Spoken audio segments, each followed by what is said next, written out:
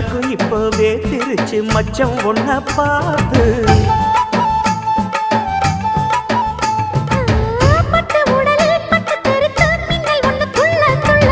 வெக்கம் துடிக்க விளக்கணைக்க ஜன்னல் கண்ணை மூடிக்கொள்ள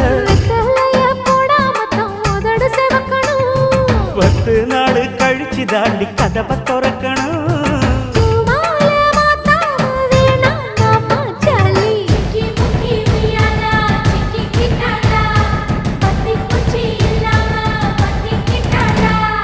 மச்சாங்கிட்ட முந்தானைய தந்து வப்பாளா